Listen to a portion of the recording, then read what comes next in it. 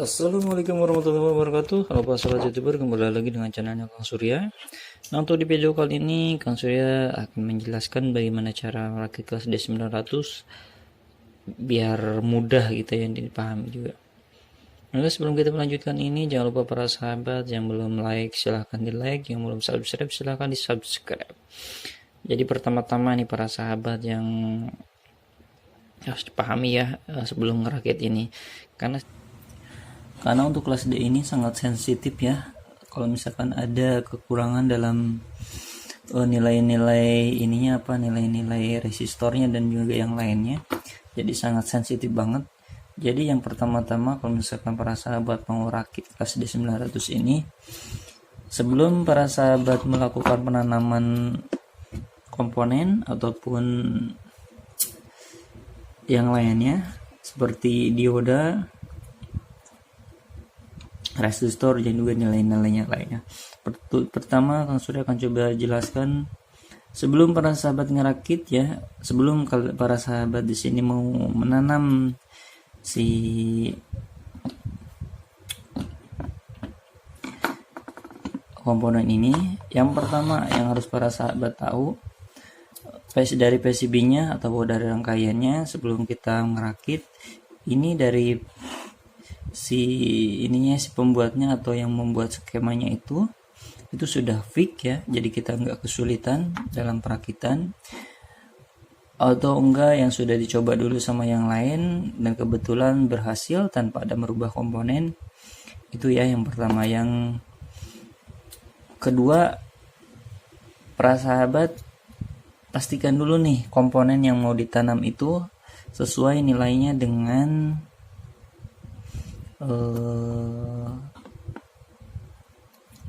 nilai yang tertera di PCB ini ya. Dan tentunya para sahabat sebelum para sahabat menanamnya itu, para sahabat menggunakan ampometer yang sudah mendukung nilai ya, yang sudah bisa membaca nilai resistor. Nah, sebelum para sahabat tancap ke sini, para sahabat ukur dulu nih si nilai resistornya ya, biasanya kalau misalnya kita tidak tahu ataupun kadang-kadang kita kesalahan dalam melihat gelangnya atau kekeliruan ya, itu dia. Jadi utamanya sebelum kita menancapkannya ke sini PCB ini, jangan lupa para sahabat diukur dulu untuk nilai-nilainya ya, nilai-nilainya diukur seperti resistor, dioda juga short ataukah tidak, nilai resistornya sama ataukah enggak. Kalau misalkan kurang 1% atau 2% tidak jadi masalah, para sahabat tinggal tancap saja. Nah, terus untuk nilai-nilainya ini, untuk kapasitor ini ya, MKN, para sahabat cek juga ada enggak nilainya. Dan untuk ini juga 221P yang kayak gini nih, ini juga jangan lupa para sahabat diukur ya. Dan juga elko, kalau elko sih nggak terlalu jadi masalah ya kalau elko, yang penting sudah tertera di sininya segitu, tapi alangkah baiknya dicek ulang ya. Dan juga untuk kapasitor ini ya, nilainya juga silahkan dicek dulu sebelum kalian menanamnya. Jika semuanya sudah tertanam seperti ini juga jangan lupa para sahabat, karena isi opname ini kadang-kadang kita belinya itu bagus ataukah tidak, nanti harus ada punya cadangan. Dan kita ini ditempelkan juga, ini juga sama, kadang-kadang ada kendala. Jadi para sahabat carilah toko yang sudah menjual ini yang banyak ya, yang sudah ribuan ataupun ulasannya bagus. Biasanya untuk si IR ini, IC ini yang dua ini ada harga ada kualitas, tapi kadang-kadang ada yang bagus juga, kadang-kadang kita mendapatkan yang jelek. Tapi kadang-kadang kita beli yang murah tapi kita pas mendapatkan yang bagus. Lah, itulah komponen para sahabat. Jangan lupa untuk transistor ini juga dicek ya, transistor yang lainnya. Nah, jika ini sudah oke, semuanya sudah oke ya para sahabat, untuk nilai-nilainya sudah para sahabat ini tancapkan atau berapa sahabat rakit lah ya. Nah, para sahabat tancapkan PSU langsung ya, terus PSU, dan juga untuk biasnya jangan lupa nih yang 12 volt ini kebalik ataukah tidak, lihat dulu antara min dan plusnya, takutnya kebalik. Dan juga nanti kalau misalkan ada input ini belakangan ya, terserah kalau misalkan mau dipasang-pasang, mau tidak jadi masalah. Nah jika sudah semuanya udah oke, para sahabat tinggal tancapkan ke PS utama ya, ke PS utama. Nah jika sudah itu para sahabat, kalau misalkan di sini ada hus ya, nah tekan di sini ada kilohertz ya di sini. Nah di sini itu para sahabat tancapkan di sini para sahabat ya, harus tancapkan di sini nih. Nah di sini di lilitan pertama ini paling depan. Nah kalau misalkan di sini keluarnya frekuensinya keluar, nah itu berarti udah on, sudah normal. Jika belum, para sahabat belum on tapi komponennya sudah oke, para sahabat tinggal harusnya dicek sih, ini ada alat tester ya, alat tester khusus buat cek IR. Nah seperti itu, nanti bisa diganti ininya, kadang ininya juga ya, antara IR logic sama IR PWM ya. Dan kalau misalkan itu sudah oke, kadang-kadang dari IC ininya TL071 kadang-kadang bermasalah juga. Nah seperti itu, kadang-kadang di sini lilitan tidak sesuai ataupun ada kendala yang lainnya.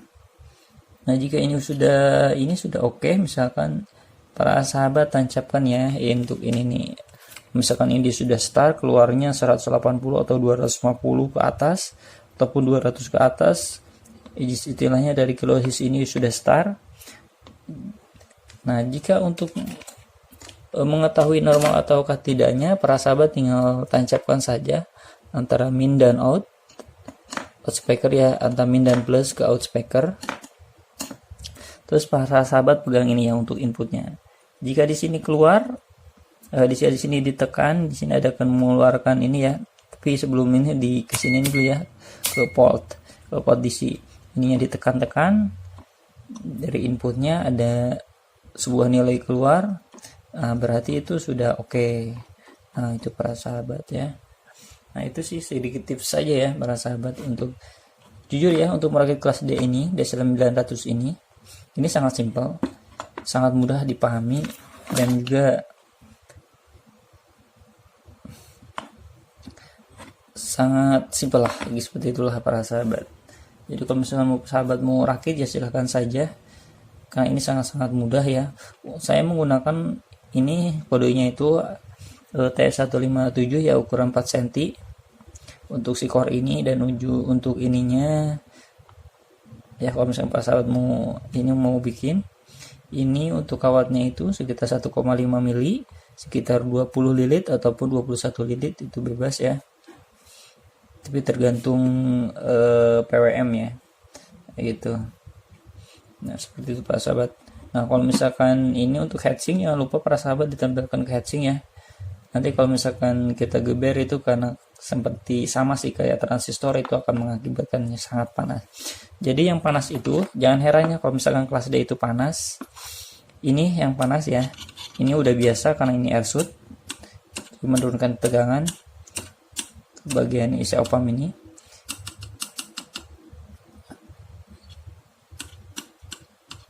Ini panas tidak jadi masalah karena udah biasa di kelas D ini. Yang paling panas tuh ini ya, resistor ini 6K8 ataupun 10K di sini ataupun 6K7, dan juga IR ini dua-duanya ini akan panas. Ini normal berarti. Dan selanjutnya ini core ini.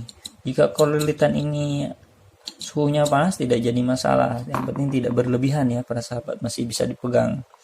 Nah seperti itu. Kalau misalkan seumpama para sahabat tancapkan di sini, tiba-tiba si ininya MOSFET-nya udah panas, langsung cabut saja ya para sahabat, berarti ada yang berkendala. Nah seperti itu para sahabat. Semoga bisa dipahami ya. Kalau misalkan belum, para sahabat nanti bisa ditanyakan langsung di kolom komentar. Semoga aja saya bisa menjawabnya para sahabat. Oke, mungkin itu saja segini tips dan trik ya untuk merakit kelas D ini. Ya, nanti kita para sahabat akan merakit ini ya, protektor yang kesekian kalinya lah gitu lah. ini juga sangat simpel sih. Oke, mungkin itu saja para sahabat yang bisa Kang Surya informasikan di video kali ini. Semoga bisa bermanfaat untuk para sahabat. Cukup sekian dari Kang Surya. Wassalamualaikum warahmatullahi wabarakatuh. Permios.